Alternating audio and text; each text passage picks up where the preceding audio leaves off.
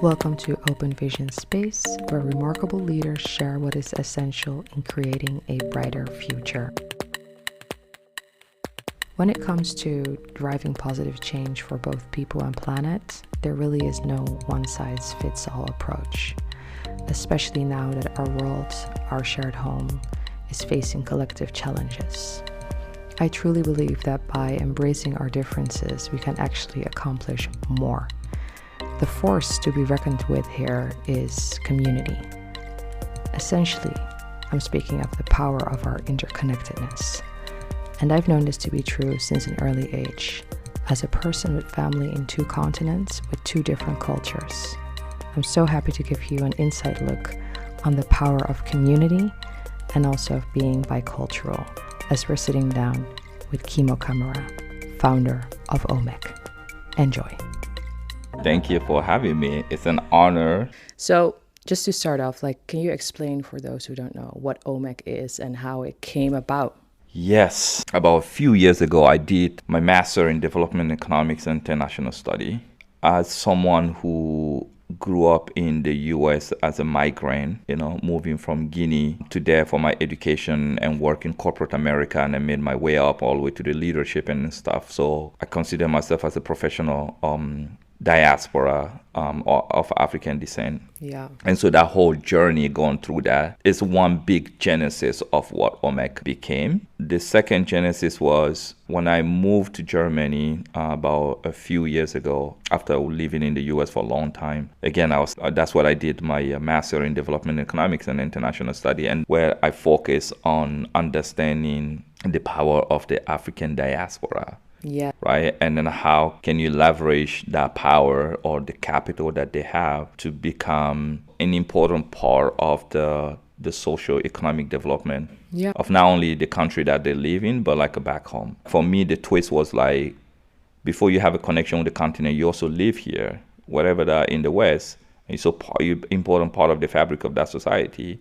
And how do you galvanize the energy, the power, the resources, the capital that you have to be part of the community here and also make a big impact over there? And so I was looking at it from that lens. And then throughout this research, I find myself being in the privileged space in the sense where I was talking to so many amazing people across Europe and in the US. And it's oh my God, this is so amazing to see so many young generation now are driven by this idea of being part of something that's bigger than themselves and then creating the change that they want to see, and then not putting up anymore the status quo and not having the same experience of that of their parent or previous generation, right? So this young generation that I call the bicultural, right? Meaning that not only they have an African roots, but also they are born and raised here in the West. So they're French Guinean or Dutch Surinamese. Dutch Gambian, that's me. Dutch Gambian, what am I doing, right? And so that is the idea. So the ability to embrace those 2 cultures and then see the best in that. And so I was let's create a space where it become extremely easy for them to find each other. Let's actually normalize this privilege that I find myself in, talking to all these people, right? Yes. Let's make sure I remove this black box that exists where if you're in New York or Paris or Amsterdam, they all can find each other and they all can see the conversation they've been having. They all can see the drive that they have, the shared experience that they have. So once you normalize that, once they see each other, then they will start talking to each other. And so once they start talking to each other, then they start building this rapport with each other, which lead to building trust. And once they get to the trust space, the sky's the limit. So that was the linear thinking. Wow. So you're lowering the threshold for these people to connect with each other and from there start a dialogue, build trust, and then you can co-create anything basically. And that's what we see happening also in the platform. Well, let's give it a great example. You and I. Yes. We saw each other. Yeah. What happened? We started having a conversation. Yes. You saw me, I came at the event you were at. Yes, I was on a panel for International Women's Day. Shout out to CJS, my sister, Omena. Creative jam session. Once we saw each other, what happened? We started having a conversation. Yeah. Once we had a conversation, we started building this rapport and we started building the trust. And so it's basically this organic thing that happened. And how do you normalize that and scale that? That's the idea of Omek. Now where we are, the goal is to turn this generation of bicultural into future leader. But most importantly, like even the generation that's coming, the next generation, how do we turn this generation into transformational future leaders? And so that's now my goal, ultimate goal. And that's the idea of Omek. How do we create a different type of leadership in the future? We, I think it was last week, we had the North Star networking night, and you gave a wonderful speech in which you said, we are the solution to our own problem. And you often say that. I think at the last Baobab night, which is where we all gather, actually here at the Extra Mile was the last one. And you again talked about that problem. What is the problem, and how are we our own solution to that? That's a good question. You can't solve a problem that you don't understand. I think for me, the way I see it now, I try to define the problem in the way I understand. I think everybody needs to do that for themselves, because then it's easier for you to try to solve and personalize that problem to you.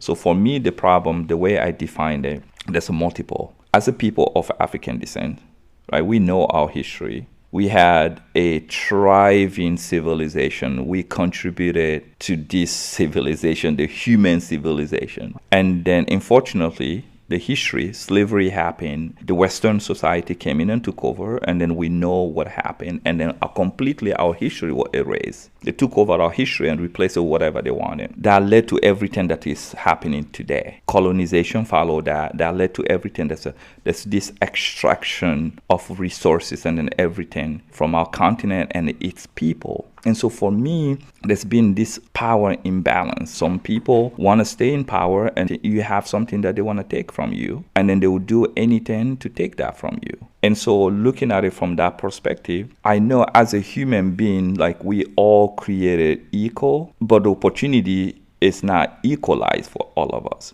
It's all about power. If someone wants something from you, and they're going to do everything they can to get that from you. And once they have it, and they want to try to maintain that system. And then you just need to figure out what is that system, and how does that system work, and how do you now want to be part of that system? Does that make sense? So you're saying actually, so we have an imbalance of power, which leads to unequal opportunities, basically. And that stems from the disconnect that, the continent has had throughout history, because history was actually stolen in a way from that. And you say, if you reclaim that and connect to really who you are and feel empowered, you can equalize those opportunities as a collective and also on an individual basis. I think the racism and then the discrimination, the lack of diversity, the lack of representation, these are all symptoms. So if you keep fighting the symptom, you're not solving the problem. So the problem could be defined as the lack of understanding or recognition of where we actually come from, and that we can be very proud of that. The history is a big part of it. It's a huge, for me, again, for some other people, it may not be it. That's what I'm like. You need to do. It depends on the context. It depends on the context and everything, right? And then there's a saying, if someone wants to own your future, they'll own your history. If you own someone's history, you owning their future. And I think everybody need to do this thing by themselves. You need to do this research. Even though we have a collective and shared experience, each and every one of us, the way we translate, the way we understand, the way based on the different circumstances that we grow in the environment and our mindset and the chemical inside, all the way down to that level, we can be in the same situation but interpret it completely different. And so that make our journey very, very unique to us.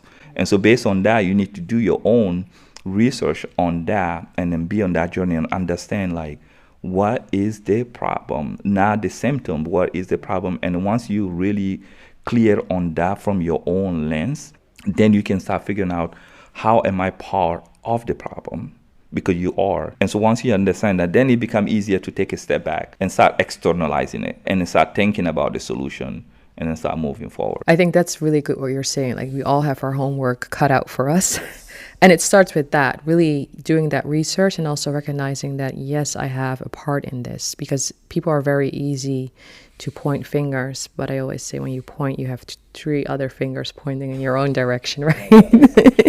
But I think that's where it starts, with the awareness and the recognition of my context is different from somebody else, and that's okay. And through dialogue, we can then learn from each other again and build on that as a new foundation. That was deep there, right? 20 minutes in, there we go.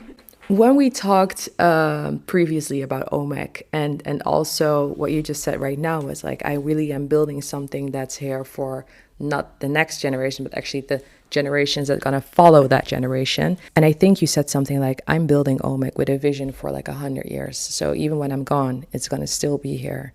Like, what drove you to, I think it's a very bold vision. And I think that's really the leadership that we need nowadays, because when we look around us in the world, look at climate change, for example, I don't think the people that lived 100 years ago were considering the effects of their actions, right?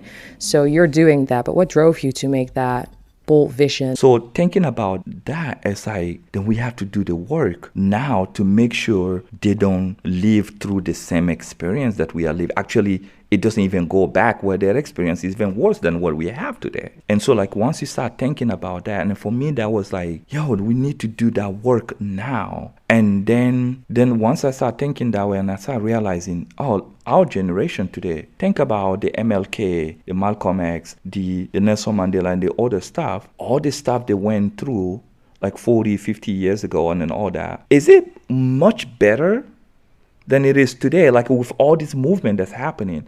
And how much have we learned from the work that they have done? Did we pick up from where they left off and then keep moving, or were we going back to so many of the things that they were doing?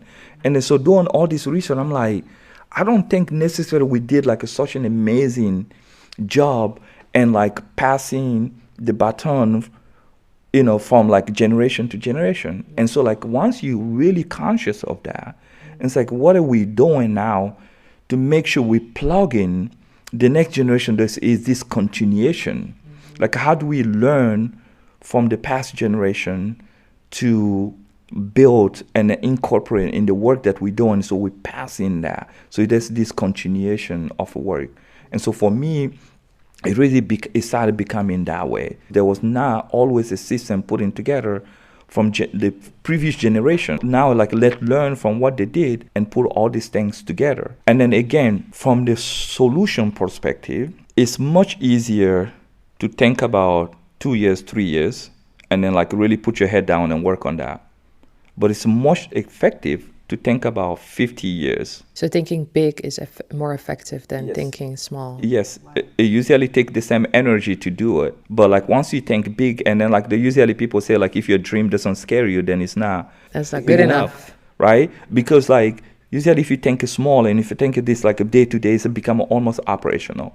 But once you start thinking much bigger and much further, then it's like you're taking 50 foot or like 50,000 foot and then you're looking at a bigger thing. And so you can manage and then like really approach things much easier. And all this society that's like the things that we live in today is like someone who was thinking about that like 50, 60 years ago, 100 years ago. The way that I usually put it, like how do I leverage the human technology that we have as a people of African descent? How do I combine that with the digital technology that's happening today? Yeah, so taking the baton from the previous generations that worked really hard, if we talk about equality and just human rights, and now building on that to make sure that future generations have it better than us and that they still have that ingrained in their mind, like where we've come from. What I love about, you just talked about technology and Omek. I remember like the first month or so that I became a member of the community on the platform, I was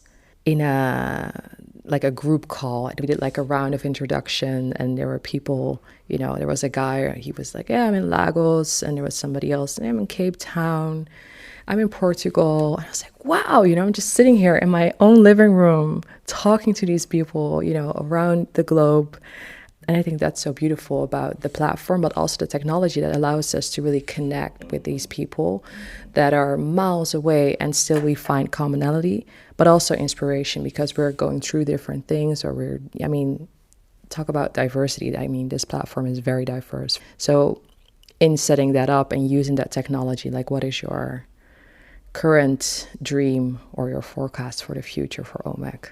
my forecast for the future, I think my thinking is, how do you leverage this concept of a human technology, and how do we own that and normalize that and grow that, and then plug in with the digital technology. And so once we do that, then it becomes much easier to like combine this idea of global community, global impact, and then really down to like the local aspect, right? Let me explain. For us as a people of African descent, collectivism is part of our DNA. In the West, it's like an individual, me, myself, and I, right? Individualism, like that's the thing in the West. But from the South and the East, collectivism is family, community. This is what we know. This is how we grew up.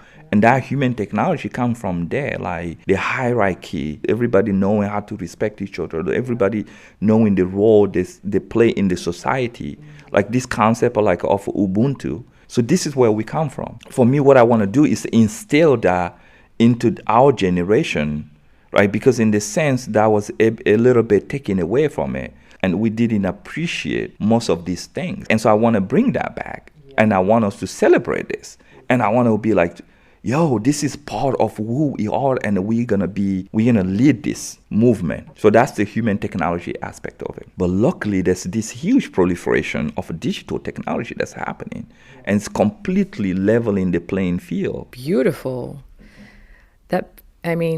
I love what you're saying, like human technology. And this is also for our listeners to mention that Kemo and I are actually part of the same tribe. Yes. Or the Mandingos. Shout out to all the Mandingo people out there. And I love that you call it human technology. It's so interesting because obviously, like, I'm a bicultural. And, when I visit my family, I'm like, oh, okay, so that's a cousin and that's an uncle. And they're like, no, Mariama, brother, sister, don't make a division. Yes. That's the true Ubuntu. It's like, it's not just a saying, it's really embodied. Yes. We don't have a concept of cousin there. It's like, that's your brother, that's your sister, this is your uncle. The neighbor too. I know, this is how we function. Like, there's a different concept of looking at it and a human connection. But that's like, there is a science behind the whole thing. If you look at the Mandingo culture, the nucleus of society, it's like we coming together as a people. So like recognizing and understanding that we are all related is actually the fuel for our success in a way. Yes, and but like we are created to support each other. As a human, we are created to be together, to support each other, and to elevate each other, right? And think about it, like in the simple, basic sense, if you and I are connected and we build trust and we really like relied on each other, guess what happened? When I grow as a human, when I become a successful as a human, what happened to you? By default, we all gonna grow. And so I'm happy to see you growing. When I see you growing as a human and becoming successful, because I'm so close to you, I can come to you and you can advise me and all that. So the more you like building individually and you growing, and you're gonna share with me. And so once you share with me, then that means I'm like growing. And so if you surround yourself with other people who are that way and then you're happy to see them growing, you by default growing. Like I always say, the best way to help yourself is by helping others, right? And so that's again, coming back to this concept of like the power and the importance of community, but not only any kind of community of people that have this shared experience, that have this shared vision, that have these shared values, and that's the way forward. That's always been the way like humans are created. We are not created to be me, myself, and I. And constantly compete. Yes, that's where all these things come. When you start thinking about me, myself, and I, then like there's all these consequences that come with it. But for us, it's me, myself, and us. The me and myself, you need to do the work as an individual, right? You need to do the me, myself, you need to do that work, and then us together. I once heard a saying, it's yours actually. You said, if I'm in a group of 10 people and I'm only thinking about myself, I have one person thinking of me, right? Yes. You can finish this one. If you are in a group of 10 people, right, and then I'm only thinking about myself, only myself, then like that's like, think about the efficiency of that. If I'm the group of 10 people and I have a 9 people thinking about me and then supporting me, think about the efficiency level of that. You have 9 versus 1, 9 to 1. Like, I mean, it's a no-brainer. In the Omek community, we want this place where you are not busy thinking about yourself. You're thinking about others, supporting, because everybody else around, all the 9 people are now supporting you. And that's the human technology I grew up in. We grew up in a huge family where everybody was supporting other. It was like a one for all for one, like the Three Musketeers, right? It's so freeing because think about it, realizing like 9 people, they all genuinely like rooting for you, and you take this weight off your shoulder. There's something like human about it. Like it hits you like inside. It's living from the heart. Truly from the heart. And you don't even have to think about yourself because now you have 9 people thinking about you. You feel carried in a way. I'm thinking about that. And it creates this sense of purpose. And it kind of taking away all this like jealousy, all this competition, and so many. That's what we're seeing now, right? There's such a pressure on, all of these societal ideas of what success is, and then we need to perform in a certain way. And what we see in the burnout rates, they're going up because people just can't deal with that. And you're saying the opposite. If you are having that 9-to-1 ratio, then you feel that sense of being carried, and you have that trust, and you have that backup. And so there's no need to stress out as much, I think. Yeah, absolutely. I mean, it's easier said than done. But the easiest way to do it is, again, be intentional of finding those people that you surround yourself with, because you're gonna, and then this is saying like there's no way around it. Like you're gonna find people who are like, they just don't know where they are on their journey.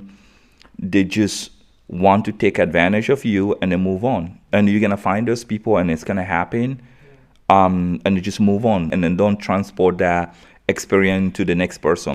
And then the Omek community now is becoming that where it's all in that. Like if you come in with in that on your journey where you like really all you know is to take advantage of people, and then you, maybe you can take advantage of one person, but you can't do it to the second person. Like you'll be spit out. And so like now the system is protecting itself. So that intentionality of like just bringing the right set of people is a crucial.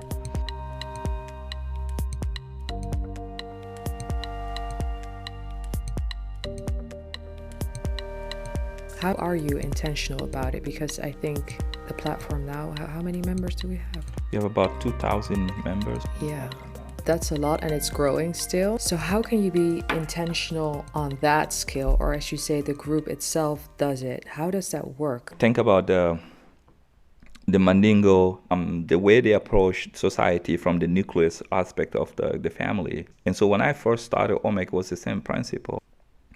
The first 10 people that I connected with, no, let me even take a step back. Like myself had to do this work, understanding what is my problem, how am I part of the problem, and then like getting on this journey of decolonization, getting these things of understanding.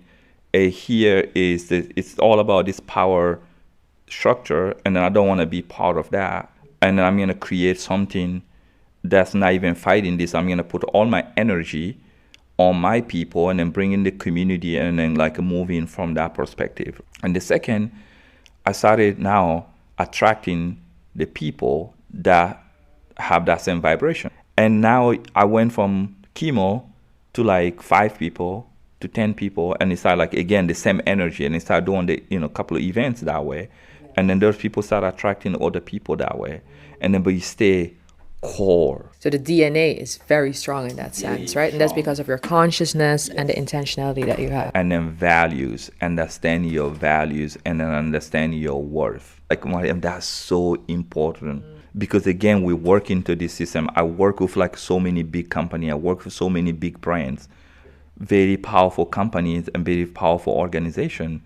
And then when you go in there, like you have something to bring to the table. And so that value is really important. That's something that you bring in there. So when you walk in the room and then they see that in you, this is the foundation. Like I had to do that work. Again, myself, I had to do that part, and then us. And then now it becoming even easier and easier, because like the people that's coming and they see and it's like, oh my God. It's like a snowball effect. Exactly. And then it's like creating that. And to add another thing to that, once I realized this and I started working on this, and then once it started moving and the people started connecting with this value that we're talking about, we're presenting to them, we could have gone like, oh, this is a startup, like let's grow like right away. And I was like really intentional about it. I was like, no. We're gonna take our time. So for the past 3 years, we've been like really figuring out what's a value proposition. Yes. Like it's one thing to say this, but how do you implement it? And so we've been working so intentionally on that, like when people come together and people are saying one thing, and how do you put that in practice? And we perfect that in our event. When you come to the Omek event, we know how you feel when you get there, being in the room with the like-minded people. I mean, you've been to so many magical, right? And we're like, how do you translate that experience into a platform, which is extremely hard, right? And then we've been figuring that out for the past 3 years. We're in the phase now of how do you open the door to as many people to come and then be attracted to this idea, and then call those people to come in and join the movement. So I actually started this podcast in Barcelona for the reason that, you know, the Sagrada Familia, so many people have contributed to the build of that beautiful sacred space, but they've never seen the finished product. And in essence, what you're saying, your vision is for the next 100 years. You say it's more effective to think that big, but then you take it really slow and focused in the beginning of that process, because the foundation, like with the cathedral, is going to make or break the whole thing. I think that's wonderful. And that's where the concept of bicultural leadership comes in. One, you need to figure out that your bicultural identity is a privilege. You need to understand the competitive advantage of it. And then you need to realize that it's a superpower. Once you realize that's a superpower, as like any superhero, you have the responsibility to use that superpower for the greater good and to be responsible with it. And that responsibility aspect is that's where the bicultural leadership comes in, right? So when we give you these tools and resources that you have as a bicultural, and it become a superpower, and now you have a responsibility to the society to make the society a better place. And so that's what, again, full circle, this generation and the next generation of bicultural, transforming them into future leader. Once they become a future leader, then they have the responsibility, then they are already trained to know like how I have a responsibility to make a society a better place and be part of something that's bigger than myself. Thank you, Kemo. Thank you, Omek. And thank you to The Extra Mile for hosting us. And thank you for joining us on this episode where we delved into the power of community. Short recap. Remember, everything starts with a conversation. It builds trust. And that is the cornerstone of a cathedral and also of any thriving community.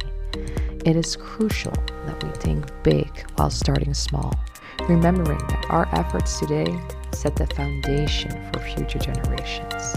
Also, our interconnectedness, our human technology, combined with digital advancements, truly means that the sky is the limit. And really, to embody the spirit of Ubuntu, we must grasp the me, myself, and us principle.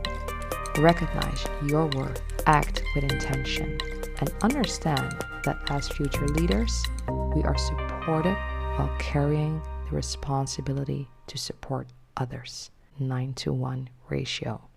Don't forget, as we're paving the way forward, we are created to uplift one another. Until next time on Open Vision Space.